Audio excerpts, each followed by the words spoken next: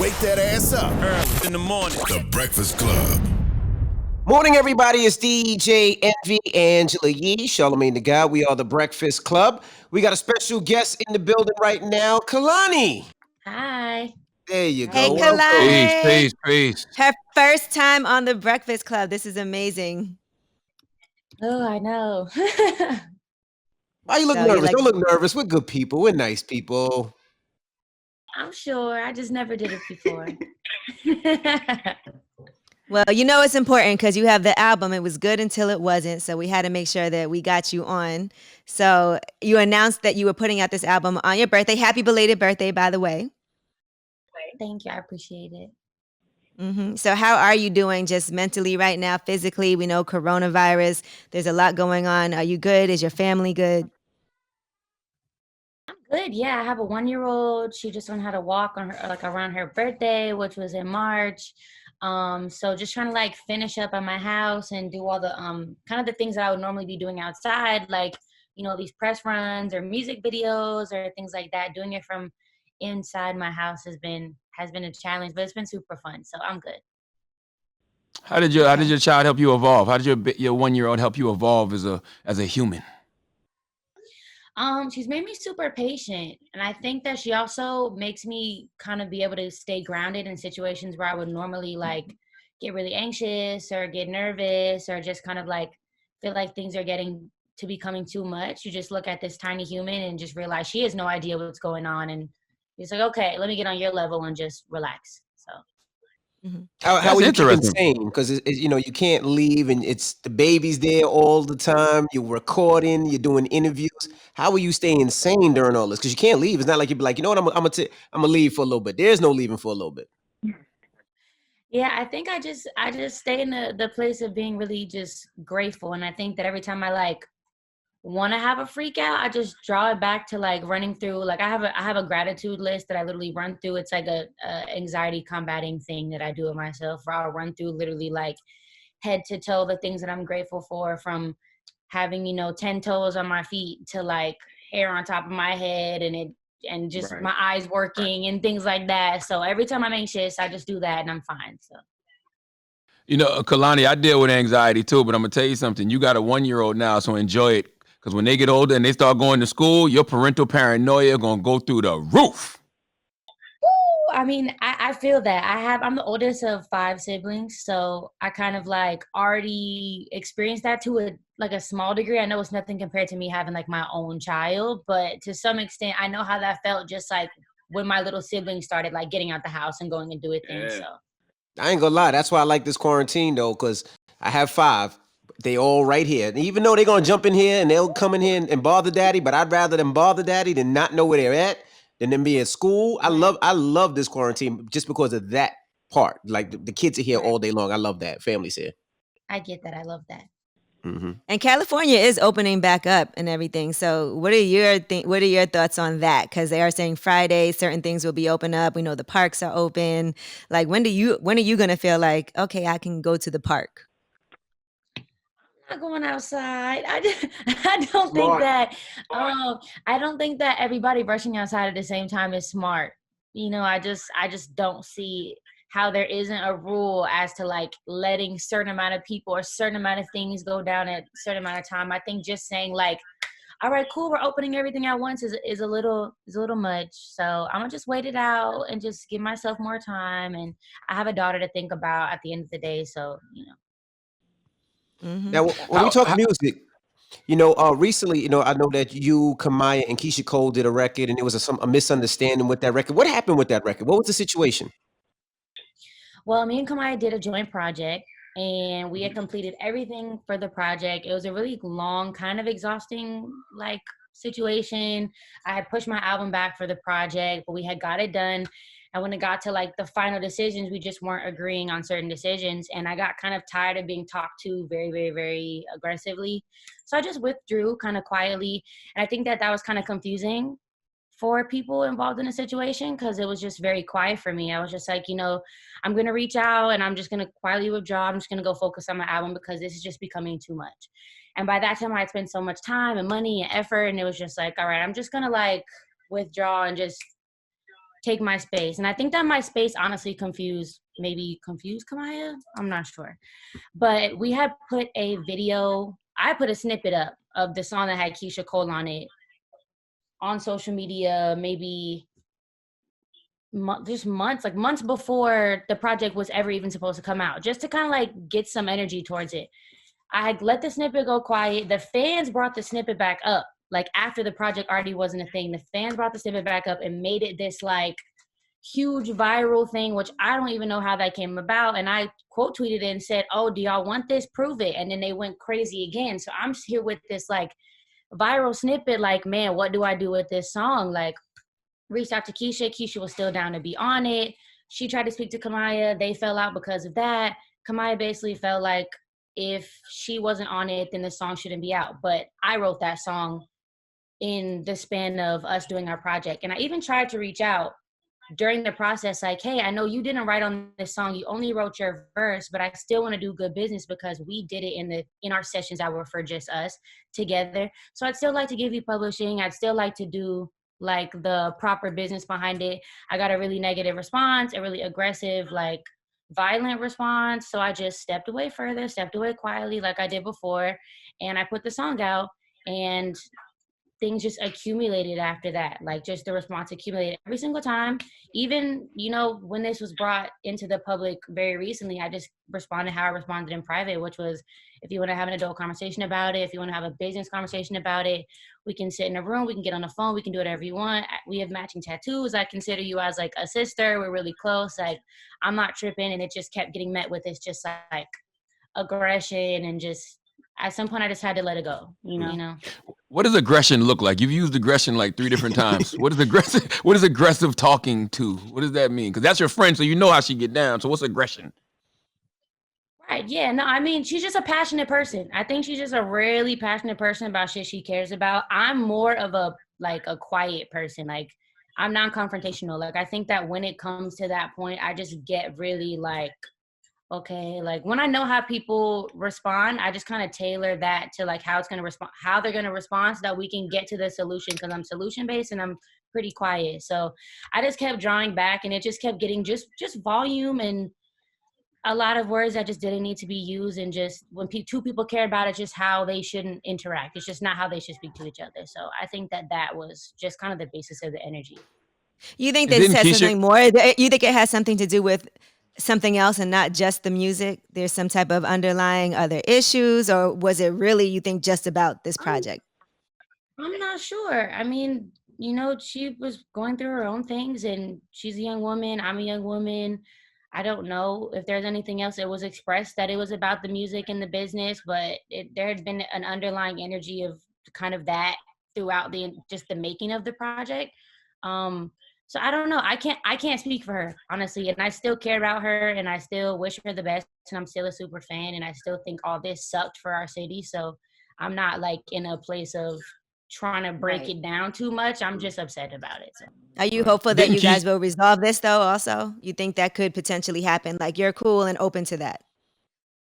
Yeah, I think in the future, I think I'm not in the place of us not being cool. I think when we come from such a place where, like, if you think about it, it hasn't been too many people over the span of time, especially women, that have really made it out and made a big impact for Oakland. Like, in the future, we're supposed to be doing backpack giveaways together. We're supposed to be doing hometown concerts. We're supposed to be doing food bank stuff. We're supposed to literally be leading this for our city. So, and it's showing little girls that if they come up in Oakland, they have to at some point bump heads. I don't like that. I know deep down she doesn't like that either. So hopefully we meet in the middle on us both not liking that and coming together to fix it. So.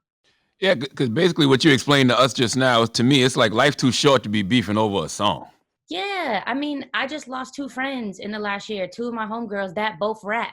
You know what I'm saying? To drug overdose. Like, and by the time this happened, this is only like less than a month shy for me just losing the last friend that I lost. Like, I'm not in a space of wanting issues with anybody. I'm not in a space of wishing harm, wishing ill, just anything on anyone, because I literally I got my head whooped twice this year of death, and for just of 2 people close to me, 2 really, really young women close to me. So it's way too short. I'm not on that type of time at all. Right. Why did Keyshia say she had a problem? That was over the song too? Well, Yeah. And it's crazy because you would have thought this song like went really crazy or something. It did its thing, but it wasn't like a huge hit. It wasn't even a #1 song. Everybody going crazy. It wasn't. I'm like, man, it was just cool for what it was. To me, it was more of the symbolism of the song. Like we came together on some Oakland girl shit and like did this song. You know what I'm saying? That's what made the song epic. It didn't do this big like splash or anything like that. Keyshia loved the record. She stayed on the record. I kept her on the song because that's Keyshia Cole. Like I told her to her face so many times, like me and my mom don't exactly have a mother-daughter relationship, but the few times that we did connect, Keyshia Cole's music was an underlying factor of that. When my mom got out of jail, Keyshia Cole's first album came out. It was a huge deal for me and her to be able to sit in the car and our few times connecting and blast that shit. And I told her that, many a times, like I'm a fan. You can go on YouTube and search there's so many videos of me like in karaoke, singing her songs, like compilations of me in the car. Like I could sing Keyshia Cole her whole first album top to bottom. You know what I'm saying? Like I'm a fan. We kept her verse on there. Her and Kamaya had issues because of that. And then I was just like, okay, hopefully we all figure it out and work it out, because it would be a dream to come back to it at some point and, it'd be the original song that it was. We go to shoot the video. The video took a long process just to get her to shoot the video.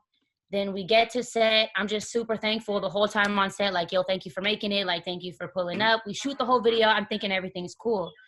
We go to send her the final clip of the video, and we just get back. I can't believe this. Fuck y'all. I would never do this to y'all. I don't understand this. I'm like, I don't understand what happened. Like, I don't understand it at all. And then the response was, okay, my bad. I just don't like how I looked in the video.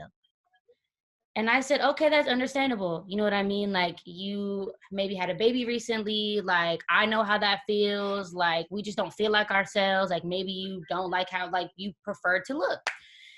And it was, no, you lit me bad on purpose. You told them to turn the lights down. I was like, really? What? Like, first of all, I left before she shot her scene because it took all day and I had to go be home with my daughter. I don't know what lighting someone bad purposely would do for the outcome of the video. That just isn't logical. And then that's such a petty, ridiculous, like, what would that do? Like, light you bad on purpose. It didn't make any sense to me. And so I hit her up and I was like, yo, I just wish you would speak to me about this. I'm literally such a fan of you that this is more sad to me than anything, because this is like me meeting one of my idols, and it's like, it's turning into just like a foul situation. And then it was a phone call, and it was still like, you secretly hating on me, and like you're plotting on my downfall, and like you're trying to turn this into some crazy shit. And I'm like, man, what do you want me to do? I told her maybe we should go sit with the director and like go scene by scene, and like she can pick out exactly what scene she loves, and we can use all the scenes that she loves. And it was, no, I'm gonna go find a place, find an outfit, find a new person to shoot it, and shoot my half of the video by myself in like a whole new setting that just didn't make sense with the video. And I was like, yo, we don't have time for that. Like, we already waited like a month to shoot the video. The momentum with the song is gone. Like, I just have to figure out a way to put it back. And she was like, well, I'm gonna make sure that the video don't come out. And I was like, well, if you're not clearing your part, that's all you have to say. And I appreciate you doing the video, and I'm just gonna go have to figure out how to fix the video. And I put another half of another video in place of that verse. Goodness gracious. This song is cursed. That song is cursed. That's probably what made her mad. Left it alone. I left it alone. I want to move on from the song. It's just, it wasn't even that big of a song for all of this. Kehlani, was the lighting bad though? Keep it real. Was the lighting bad? Could you see what she? No, she looked so great. I have so many pictures that I was so geeked up to post. Like, I was gonna give my mother a framed picture of me and Keyshia Cole. Like, she looked great. Like, the looks were fantastic. Her hair, she had Kim Kimball, who's like one of the most top hairstylists. Like, she looked amazing in my opinion. Guys, Kehlani sounds like Mariah Carey.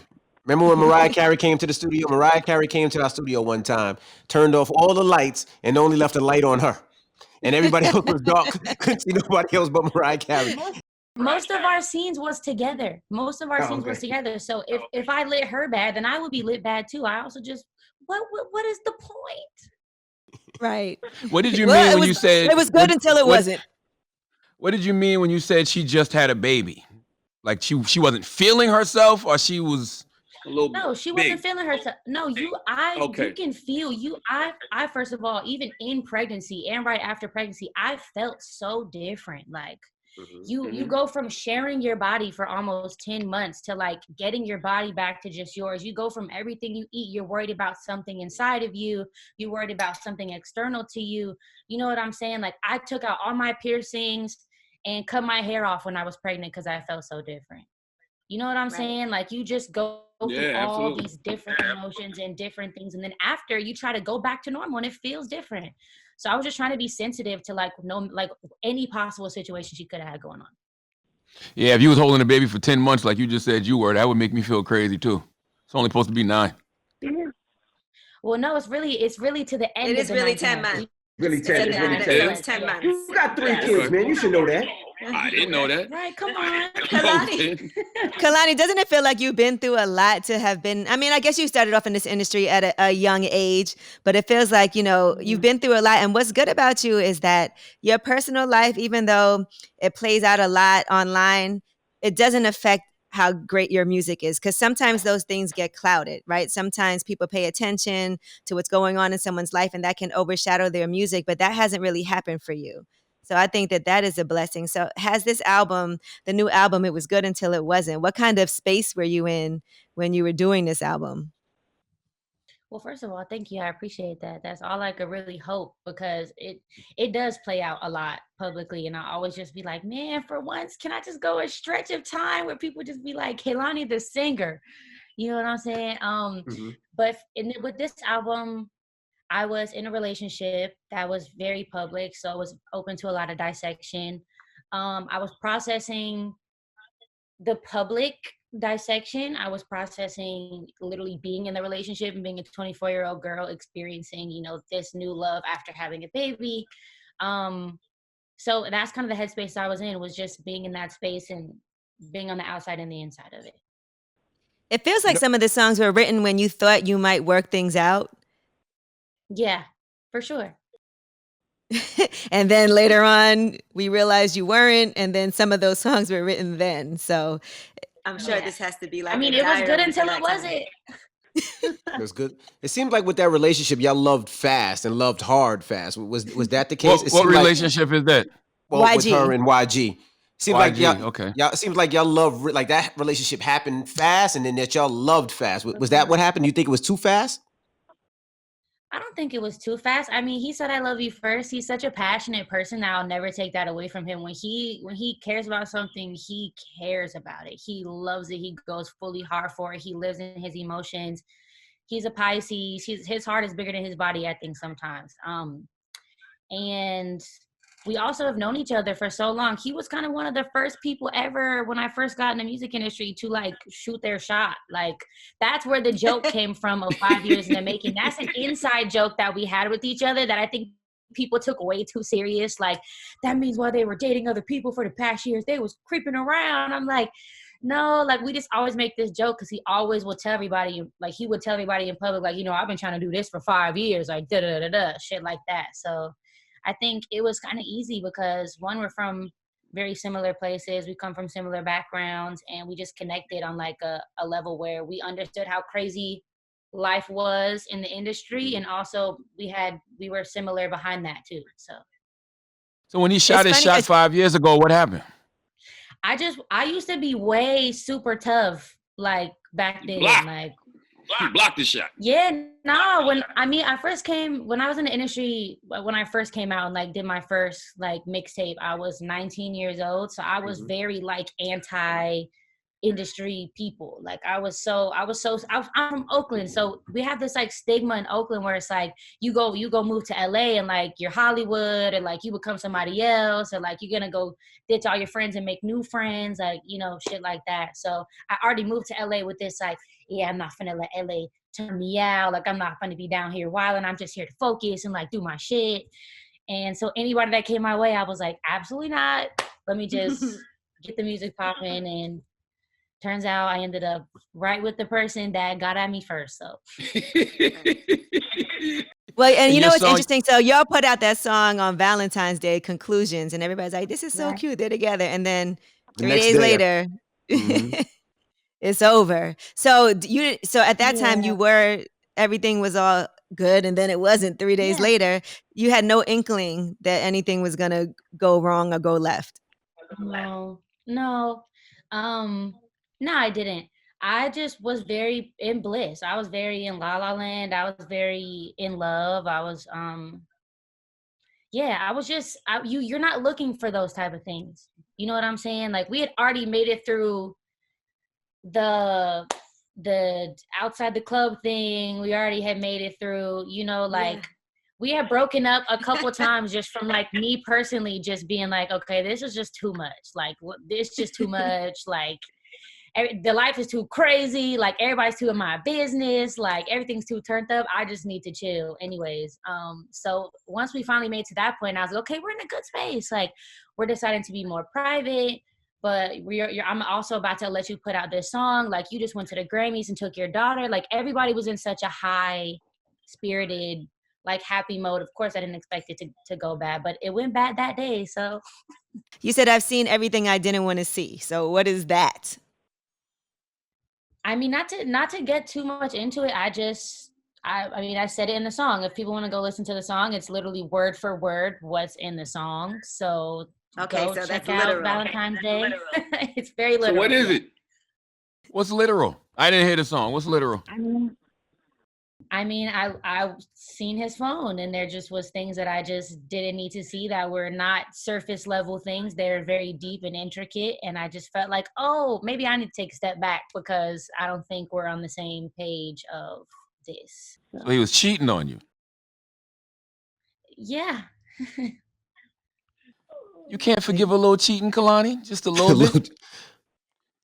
No, I think you get to a certain point where if you set certain boundaries for your relationship, then that's the boundaries that you guys should hold yourselves to. If we had set, the rules to be, if there's communication, you can kind of live your best life, then there's that.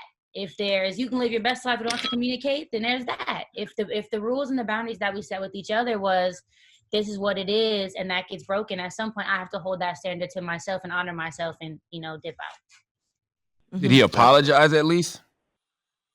Oh yeah, he filled my whole lawn with roses and things like that, and wanted That's to what put I'm a billboard up. saying. Told you he has a big heart.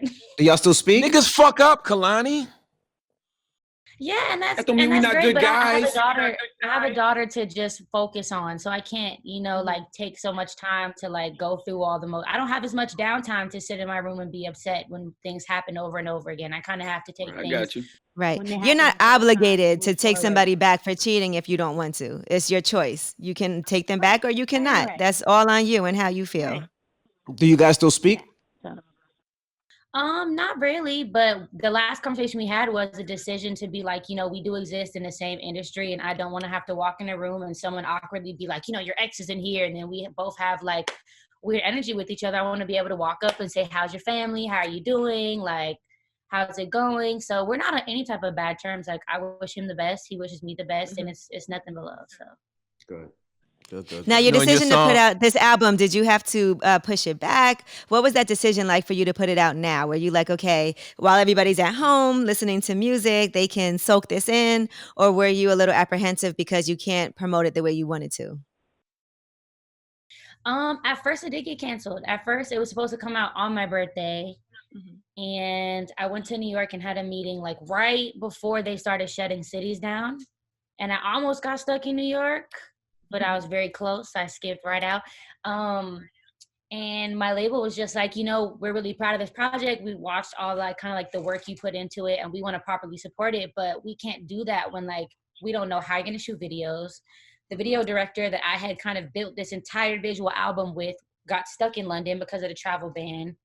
And they just didn't think I'd be able to do any of like the press stuff or just to be able to, roll it out like we would roll out an album that we cared about if we were outside. Right. And I got a little wine tipsy one night in my room and made the first music video for my album just on some like funny shit on my MacBook. Like, and I didn't even think it was about to be that big of a deal, but people loved it. And I get all the calls like, yo, if you're down to keep kind of like rolling on this homemade, like you do it yourself kind of stuff, and you're down to put the work in, then you can do it. And so I bought a desktop and I bought a camera and I bought all the editing software, and I've sat on YouTube, and we have now done everything for this album, even from album cover to press rollout to photo shoots for magazine covers and magazine spreads to all the videos 100% in-house with just me and my photographer in my garage. So That's Wow. amazing. You know why that makes sense? That makes sense though, because people with anxiety, like myself,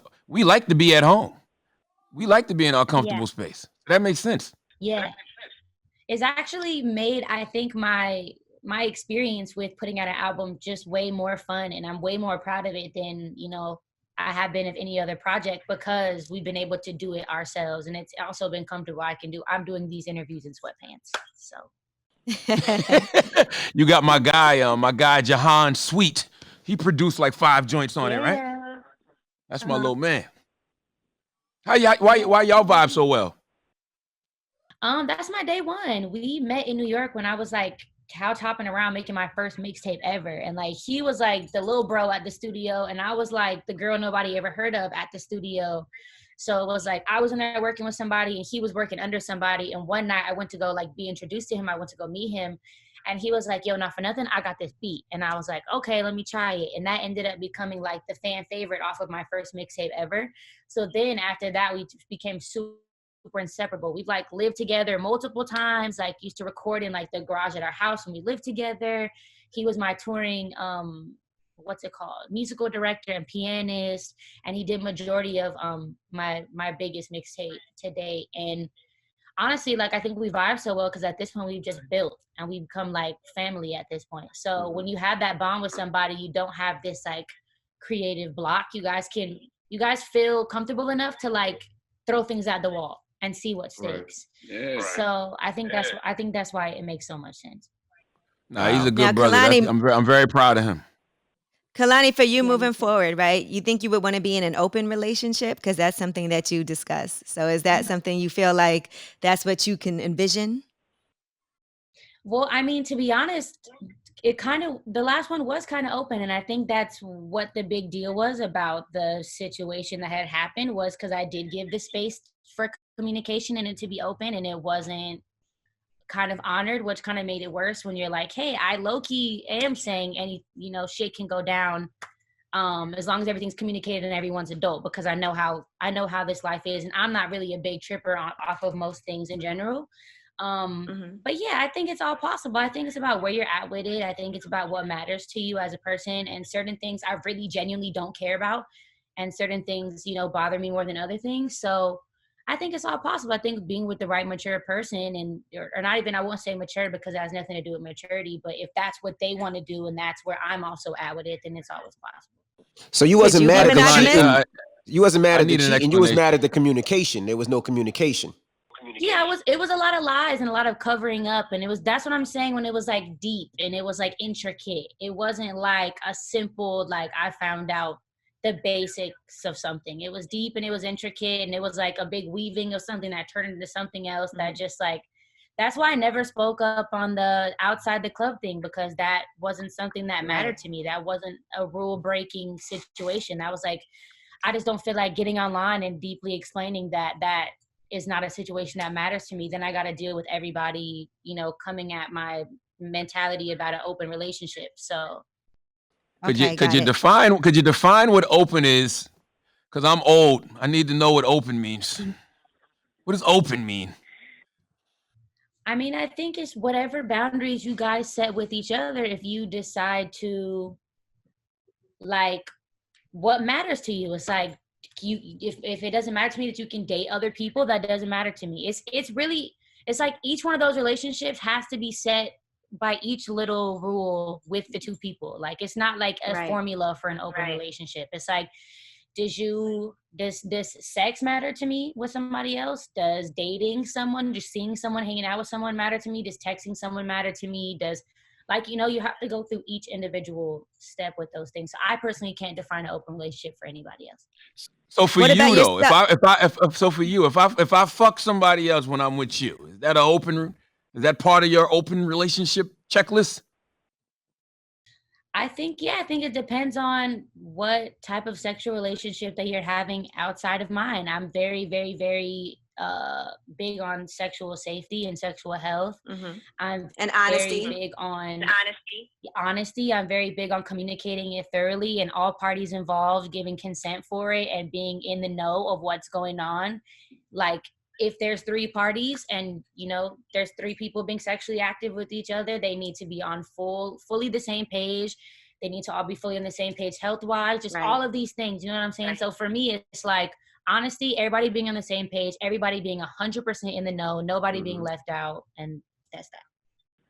And so it was okay for you to see other people as well, though, because sometimes for guys, an open relationship is them doing them, but you not. Yeah, he wasn't super down, but I also wasn't interested. Like, he was like, I don't like the idea of that, but if it comes up, he was like very like, he just, I don't know how to explain it. He was a guy, so I will say that. And he was like, this is new for me, and I've never had anybody introduce me to this concept.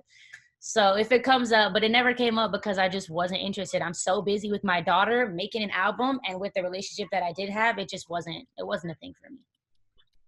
Would he mind you being with other women? Huh?